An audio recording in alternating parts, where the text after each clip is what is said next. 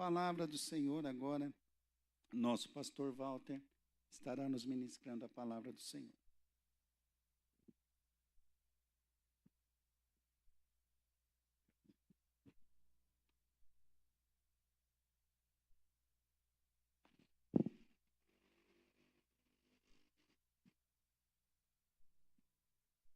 Graça e paz, Igreja do Senhor, amém? Graças a Deus, né, o Senhor nos dá essa oportunidade de estar aqui. Eu gostaria de abrir a palavra de Deus no Evangelho de Lucas, no capítulo 5. Eu quero ler com vocês os versículos de 1 até 7. Lucas 5, de 1 até o 7. Saiba que você estar na casa de Deus é um privilégio. Você é um privilegiado, um abençoado por estar na casa de Deus e por ter a oportunidade de louvá-lo e agora também ser exposto à palavra. A palavra tem poder, a palavra é que muda nossa vida, nossos hábitos, nossos conceitos, muda o nosso presente que vai impactar no nosso futuro para a eternidade. Saiba que você tem um espírito e uma alma que são eternos. Então nós precisamos cuidar disso.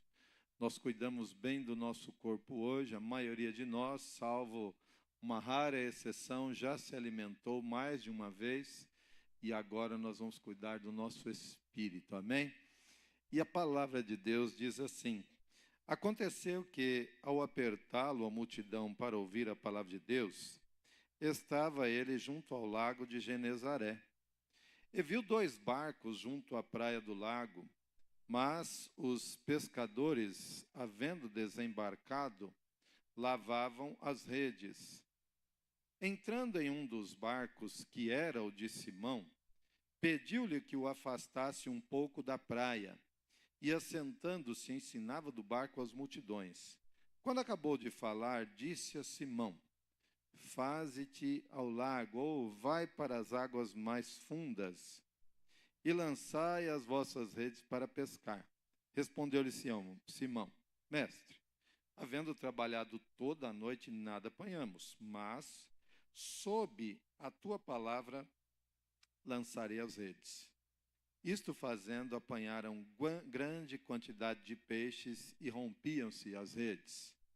Então fizeram sinais aos companheiros do outro barco para que fossem ajudá-los. E foram e encheram ambos os barcos ao ponto de quase ir a pique ou quase afundar. Vamos orar? Peça ao Espírito Santo de Deus que fale ao teu coração. Senhor, a palavra do Senhor é bendita e é acima, exaltada, Senhor meu Deus, acima de tudo, porque a tua palavra é eterna e a tua palavra não deixa de se cumprir e jamais voltará para ti vazia. Pedimos ao teu Espírito Santo que ministre agora em cada coração, em nome do Senhor Jesus. Amém. Glória a Deus. O título da mensagem é: Jesus entrou no barco, algo de diferente aconteceu. Você pode viver sem Jesus? Pode. É possível viver sem Jesus. Dá para viver sem Jesus, sim. Olha os ateus. Ateus estão vivendo? Estão vivendo? Então. Muçulmano está vivendo? Aqueles que professam outros deuses estão vivendo? Presta atenção. Depois você vai descobrir o porquê disso. Então você pode viver sem ele. Mas o que acontece quando Jesus entra na nossa vida? Será que muda alguma coisa? Tem poder para mudar o hoje e tem poder certamente para a eternidade. Depois você vai entender lá no finalzinho o complemento do você pode viver sem Jesus. Quando a gente olha o texto aqui, Jesus, ele está à beira do lago de Genezaré e as multidões estão afluindo e ele se sente ali apertado. Então ele entra em um dos barcos. Tem 2 barcos e Jesus entra no barco de Simão. Aqui no texto não está falando quem era o dono do outro. Nesse texto aqui não está me falando. Eu também não fui procurar, porque não me vem ao caso agora. Mas Jesus quis entrar no barco do Simão. Nós estamos aqui hoje. Se nós estamos aqui, é porque Deus tem alguma coisa com a gente. Se Ele não quisesse nada conosco, Ele também nem teria nos despertado, nos dado a condição de estar aqui. E não entenda também que Ele está fazendo acepção de pessoas, porque lá na frente você vai entender que não está. No final está todo mundo abençoado. Mas ele entra no barco do Simão, do Pedro. Jesus tinha algo para tratar com Pedro naquele dia. Era manhã, porque já havia passado a noite e eles já estavam lavando as redes. E Jesus precisa desse barco para falar à multidão. A água do lago está bem calma, bem tranquila. Tudo está colaborando para que a palavra, a voz de Jesus se propague ali no meio daquela baixada, né? Normalmente os lagos estão nas partes baixas, normalmente, né? Nem sempre. Ali é o caso. E Jesus tem uma escolha, porque ele quer falar com Pedro mais tarde, mas ele quer mostrar alguma coisa para Pedro. Jesus nos trouxe aqui porque Ele também tem algo para falar conosco, Ele também quer fazer alguma coisa em nós. E aí a gente vai entendendo que a vida de uma pessoa exposta a Deus, exposta à palavra, ela não é marcada por coincidências. A vida de uma pessoa que se expõe ao Evangelho, isto não é coincidência, isto já é um chamado, isto já é um preparo de Deus. Deus já tem algo a ser desenvolvido na minha e na tua vida. Então não é coincidência. Em ambos os barcos, o resultado foi o mesmo. O que acontece? Eles voltam de uma noite frustrada, e estão lavando rede. Nada apanharam. Uma noite de trabalho, 0 de resultado. Eu não sei você, mas quando a gente trabalha, quando a gente está em um projeto, a gente aguarda resultados, não é? Eu acho que isso é normal para todo mundo. E aqui não tem resultado. Nós temos que lidar agora com a frustração. Eu sou pescador. Quem mais aqui pesca? E olha que eu sou dos bons, hein, Bob? A turma conta comigo toda vez, porque eu faço a carne. Porque peixe, nada. O peixe continua naquela, nada, e eu aqui. Para mim, não é essa frustração. Porque eu não dependo da pesca. Você depende da pesca para viver? Nós não vamos vender peixe, nenhum de nós aqui depende disso. Mas para quem depende da venda, para quem depende do cliente, ele precisa, e isso aqui é uma frustração. Porque depois disso tem o quê? Tem contas a pagar, tem família, tem bocas para serem alimentadas. E nenhum de nós sai de casa para voltar vazio. Nós não saímos de casa para voltar vazios. E agora, nesse exato momento, você não se deu ao luxo de se preparar, vir à casa de Deus, para você voltar vazio. E quando a gente vem à casa de Deus e volta vazio, isso também gera frustração. Mas eu te digo, você não vai voltar para casa vazio. Porque se você veio ao encontro de Jesus, você está encontrando com Ele. Se você veio à igreja na finalidade de exaltar, e de louvar, e de orar, e de receber uma palavra dEle, Ele tem palavra para você. Então você não vai voltar para casa frustrado, ninguém voltará vazio. Eu não vou voltar vazio para minha casa. Porque nós estávamos louvando ali e eu já estava sentindo aquilo que Deus faz por mim. Sentir é um pouco pobre assim, né? Na verdade eu queria dizer uma percepção de uma realidade acima do meu sentimento. Porque às vezes meu sentimento me engana. E não quer dizer que Deus não está falando, não quer dizer que Deus não está. E aí nós cantávamos, teu nome é mais alto, teu nome é sublime, teu nome é sobre todos. E eu sei disso, porque em cada situação que nós vivenciamos, sejam elas desafiadoras ou não, o nome de Deus está acima. O Bob falou aqui, né, do leão. Irmãos, o negócio é brincadeira não. Ele é jogado numa cova de leões, o pessoal fica aí chutando, né? Não, tem 70 leões. Não tem 70, não tem 5, não tem 10. Não dá para saber quantos leões tinha na cova. Eu sei que era mais de um e um sozinho já daria conta do recado. Então não se preocupe. Eu descobri que eram 70 leões. Eu assisti um vídeo que ele falou lá, 70 leões. Não foca nisso não. Foca em que está acontecendo ali. Tem leões ali e o leão está com fome, porque quando alguém joga alguém para ser comido por leão, não é que ele já tinha almoçado, não é que nem o leão do circo, né, coitado, que está com a barriga cheia, e ele não vai comer o homem lá, o que está, o domador, não é? Aqui o leão está com fome, mas tem Deus no meio da situação adversa. Então a gente não vai voltar vazio. No versículo 3, entrando em um dos barcos, que era o de Simão, pediu-lhe que o afastasse um pouco da praia. E assentando-se, ensinava do barco as multidões.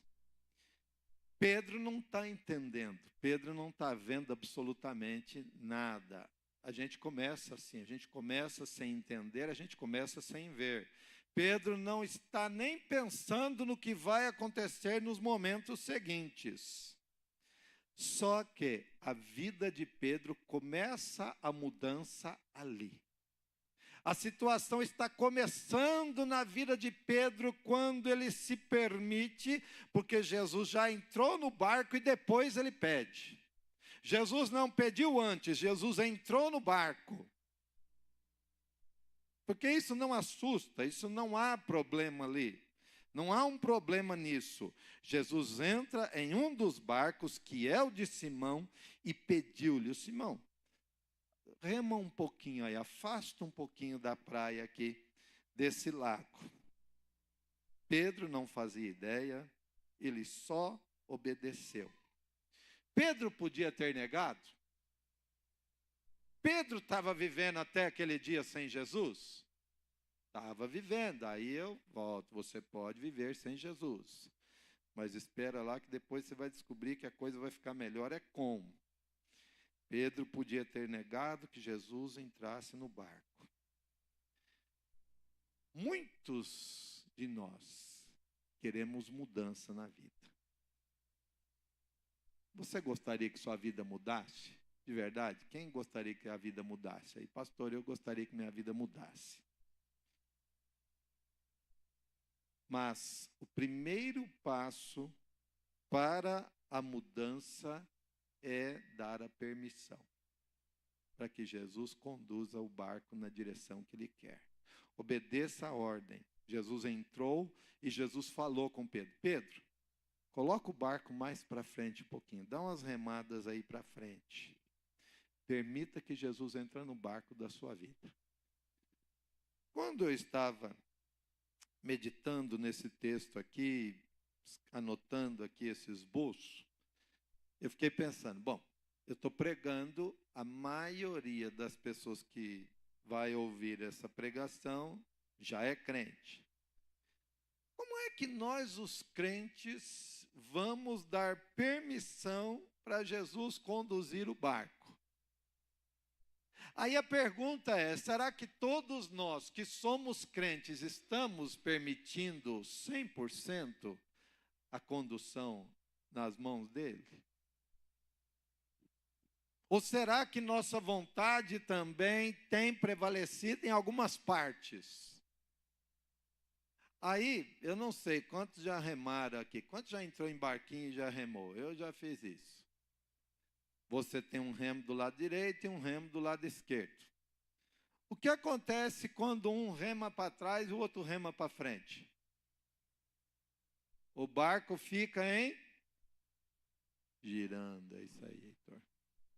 O barco fica girando.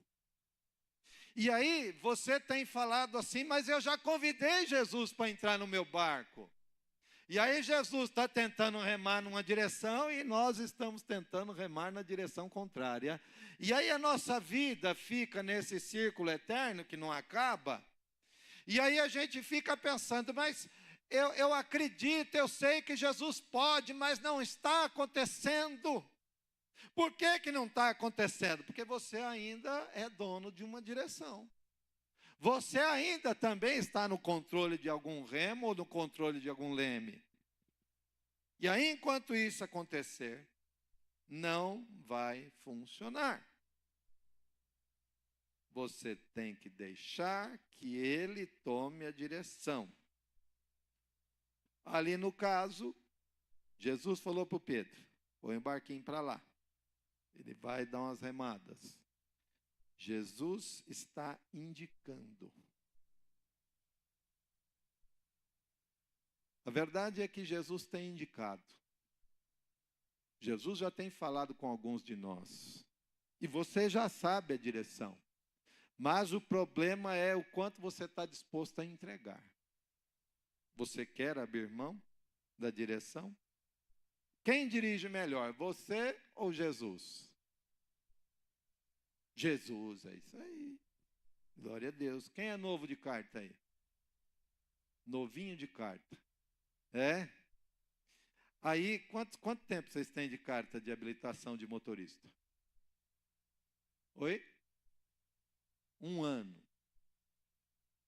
E se você olha uma pessoa com 30 anos de habilitação, o que você pensa? Quem dos dois deve estar mais preparado para uma viagem?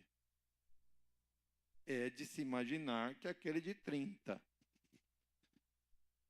Bom, além de Jesus ser Deus, ele é mais velho que você, né? Isso aqui já é até bobagem, né? Jesus é Deus, ele sabe das coisas e ele sabe de tudo. Pensa num expert em tudo, tudo, em física quântica, em tudo enquanto é coisa, na mente humana, na psicologia, em tudo. Ele é mestre e sobra ainda muito espaço para você entender o quanto ele é poderoso. Então deixa Jesus indicar a direção. Davi, quando eu estava preparando esse texto, eu fiquei pensando assim, vamos trabalhar a exegese da coisa? Vamos trabalhar uma hermenêutica aprofundada, uma exegese aprofundada? Aí eu falei, não vou fazer isso não. Eu quero pegar figuras aqui, ter uma licença poética até, para poder trabalhar com você em aspectos simples do texto, tendo licença da exegese corretíssima do texto, e trabalhar dizendo das redes, dos remos, dos barcos, da nossa vida, quais as figuras que a gente consegue encaixar aqui, para a gente entender, uma vez que nenhum de nós aqui é pescador profissional e vive disso. Nós precisamos entender que verdades práticas, como fazer uma ponte hermenêutica agradável para a gente não voltar vazio para casa. No versículo 4, quando Jesus acabou de falar, ele falou para o Simão, leva o barquinho seu aí para águas mais profundas e lança novamente as redes para pescar. Jesus falou com todo mundo, Jesus ensinou aquilo que queria ensinar para a multidão, mas agora Jesus tem um negócio para tratar com Pedro diretamente. E essa é a hora da conversa pessoal, essa é a hora que nós, quando chegamos ao culto e estamos expostos à pregação, essa é a hora do momento pessoal. É a hora que Jesus quer falar com cada um de nós, como nós estamos levando as coisas. Simão, vai mais para frente e lança a rede para pescar. E aí Pedro, no versículo 5, ele podia inventar aqui, podia dar uma aula, porque o pescador é ele. Ele é o camarada que entende de pesca. A princípio, Jesus não é o pescador, porque nunca disse algum texto que Jesus dependia de vender peixe para sobreviver. Diz aqui que Pedro é o pescador, ele é o camarada que entende. E ele fala para Jesus: mestre, havendo lançado as redes a noite inteira, nada apanhamos, mas sob a tua palavra. Aí agora entra o tratamento, entra a pessoalidade da coisa. Jesus agora está falando com Pedro, e Pedro está entendendo, começando a entender, que Jesus tem poder e a palavra dele tem poder sob a tua palavra. E nessa hora eu peço a licença da exegese e pergunto para você: quanto que você entende das coisas da vida e o quanto você está permitindo, ainda que isso vá contra as evidências? Não discuta com o pescador, porque ele sabe da coisa. Se você for a um caiçara e conversar com ele e tentar ensinar alguma coisa para ele, você vai passar vergonha. Mas esse aqui, ele não está preocupado no resultado negativo que ele teve. Agora ele está ouvindo uma voz de comando de Deus. É para insistir. Não pare, não deixe de insistir. Talvez você tenha semeado, talvez você tenha feito coisas num campo estéril, mas não é tempo de parar. A gente começa a orar, a gente começa a crer, e a gente espera logo que o resultado apareça. Eu já contei aqui as minhas historinhas de quando planto, não é? Eu planto e todo dia fico olhando. Não vai crescer? Cresce, cresce, até que o dia brota alguma coisa e eu fico esperando. Mas você tem que ter a paciência, saber, se Jesus está falando, vai dar certo. Então continue no processo da oração, continue no processo da fé, porque enquanto a gente não vê resultado, a gente fala, não está funcionando, mas você está vendo o que está acontecendo lá no bastidor da vida. Eu não vejo a ação da semente enterrada a profundidade x, y, mas alguma coisa já estava acontecendo lá.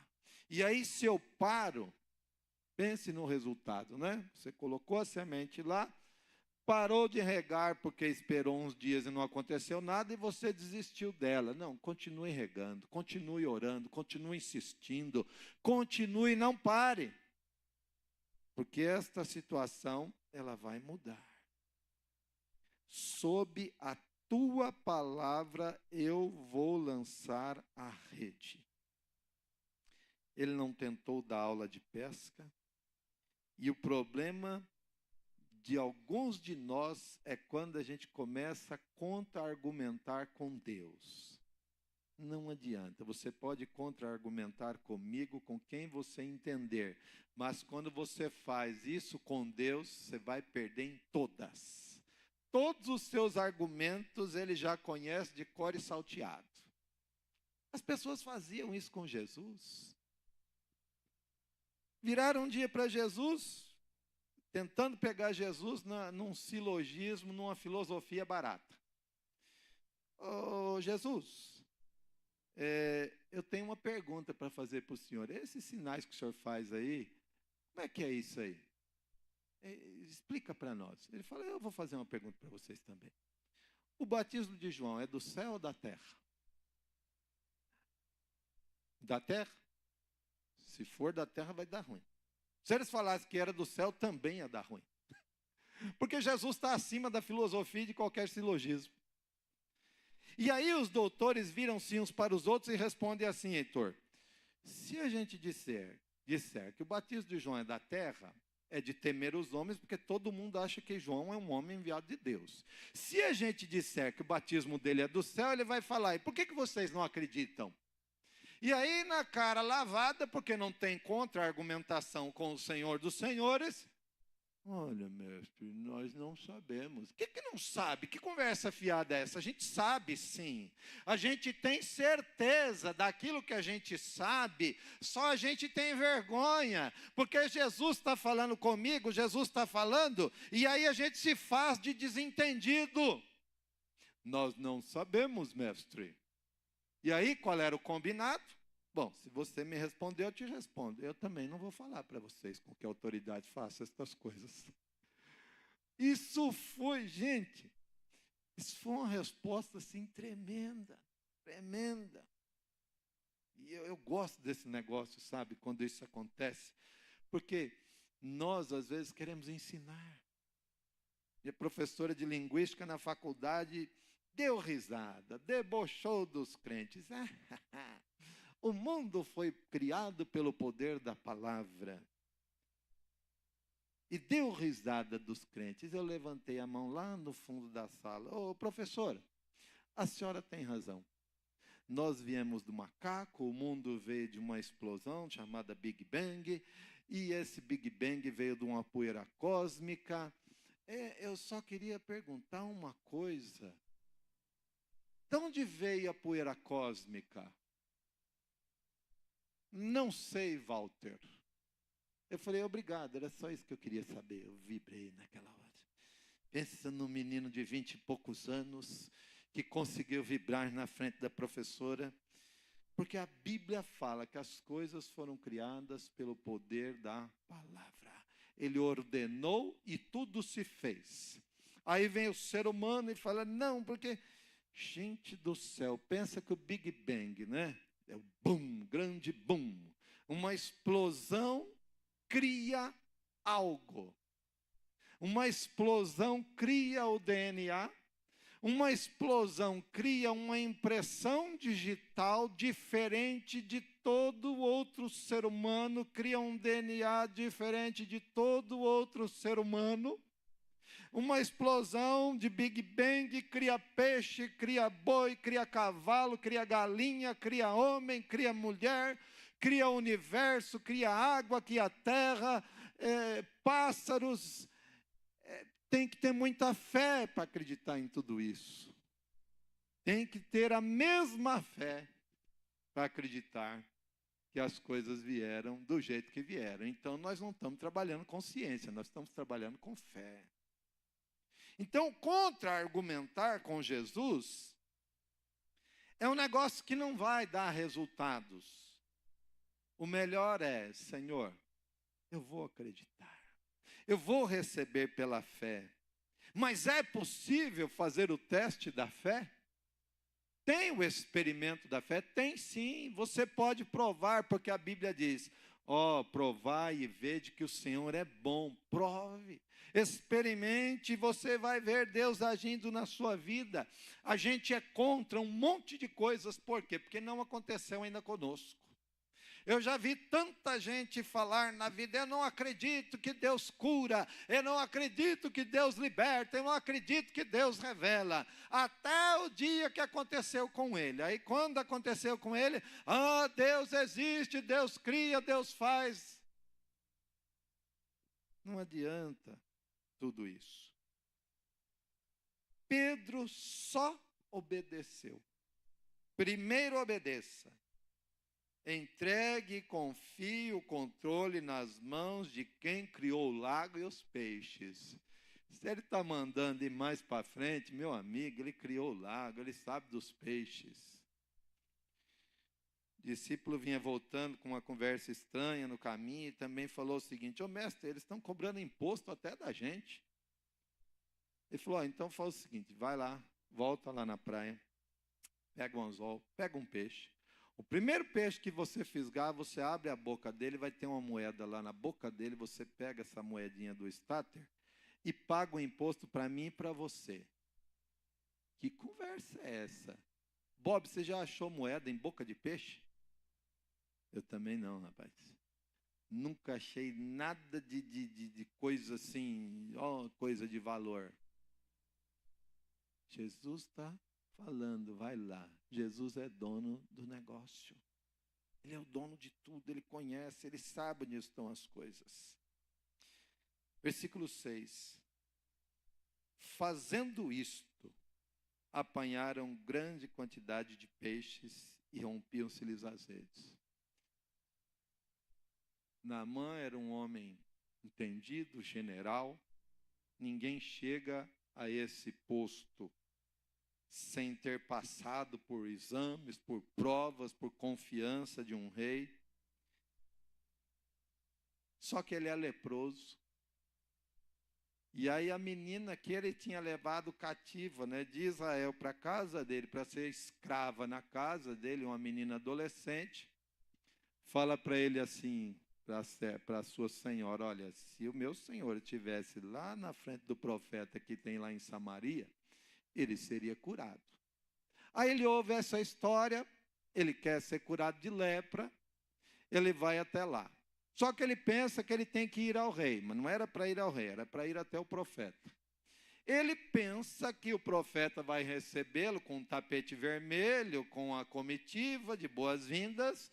O profeta está lá dentro de casa, manda o menino dele lá na porteira, fala, você fala para aquele rapaz que está chegando lá, o tal do Naamã, mergulhar 7 vezes lá no Jordão e ele vai ser curado. O homem ficou bravo, ficou nervoso, virou as costas, bateu o pé.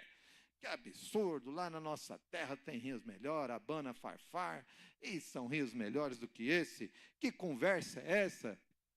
Aí alguém fala, mas meu senhor, se ele te mandasse fazer uma coisa difícil, o senhor não faria? A gente é assim. Se falarem para nós, olha, passa teu filho numa consulta, num especialista que cobra 5.000, e ele vai resolver o problema do teu filho, você faria? Meu amigo, se ele cobrasse 30, 40, 100 mil, você tomaria dinheiro emprestado, empenhoraria a vida, a tua casa, tudo, mas você faria. Mas a gente não tem coragem de se curvar na presença de Deus e acreditar no milagre, acreditar que Ele pode. Será que Deus pode fazer milagre ainda hoje? Pode, irmãos, eu já vivi milagres, eu já vi gente sendo curada, eu já vi perna crescer na minha frente, eu já vi gente que usava óculos, deixar de usar os óculos, eu já vi isso acontecer na minha frente, gente curada de câncer, de AIDS, eu já vi, eu já presenciei, eu já tive curas na minha vida. Mas a gente quer contra-argumentar, porque a gente não quer pagar o preço, que nem é grande, é só crer, é só dobrar, é só deixar a nossa filosofia, aquilo que a gente acha que sabe. Pare de contra-argumentar. Aí a gente vai ao versículo 7 e último. Então fizeram sinais aos companheiros do outro barco para que fossem ajudá-los. Bom, se lá no começo pareceu que Jesus estava fazendo acepção, Jesus é presciente, ele já sabe do resultado. Jesus tinha peixe para todo mundo. Por isso que ele entra num dos barcos e escolhe Simão. Ele quer falar com Simão, mas o peixe vai dar para todo mundo. Faz sinal e eles foram e encheram ambos os barcos a ponto de quase o barco afundar, que é o tal do Irapique. Glória a Deus por isso. Jesus não desprezou a turma do outro barco. Ele sabia de antemão o resultado. Tem bastante para todo mundo. E aí eu volto à primeira pergunta. Você pode viver sem Jesus? Você pode. Mas sem Jesus você não entra no céu. Você pode passar a vida inteira como um ateu, como uma ateia. Você pode passar a vida inteira trabalhando até do lado contrário nas coisas profundas de ocultismo. Você pode, você tem essa liberdade. Mas, sem Jesus, você não entra no céu. E aí é uma escolha, porque a vida não é limitada a este plano. Nosso corpo está limitado a este plano. Um dia vai ser enterrado, vai ser cremado, mas nossa alma e nosso espírito são eternos. E aí, nessa passagem daqui para o eterno, você precisa de Jesus. Mas não espere morrer para descobrir que você não podia viver sem Ele.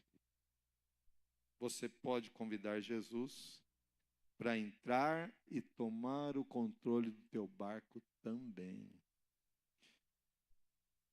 Como eu disse a vocês, eu não quis entender profundamente a questão exegética.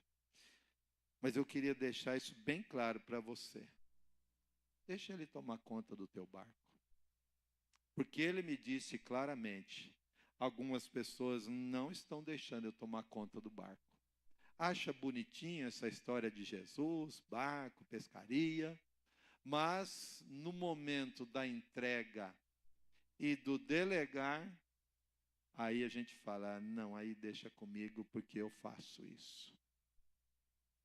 Se eu só dissesse esta frase aqui em todo esse tempo, isso era tudo que Deus me mandou dizer, sem os floreios que aconteceram.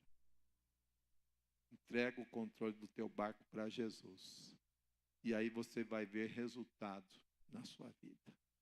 Amém? Glória a Deus. Você pode curvar a tua cabeça, eu quero orar com você. Espírito Santo de Deus, a palavra foi entregue. E o teu trabalho, ele não vai terminar agora. Eu sei que o Senhor vai continuar trabalhando esta palavra, a fim de que as pessoas a recebam e ela tenha caído em boa terra que vai produzir. Toma conta, Senhor. Visita os corações relutantes.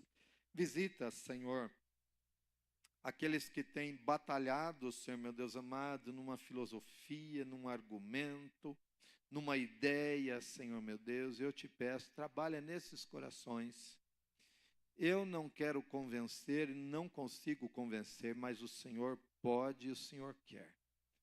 Trabalha em cada coração aqui nesta noite, Senhor meu Deus. É a minha oração, o meu desejo para cada um de nós aqui, entendermos aquilo que o Senhor tem para nós e entregar o controle, em nome de Jesus.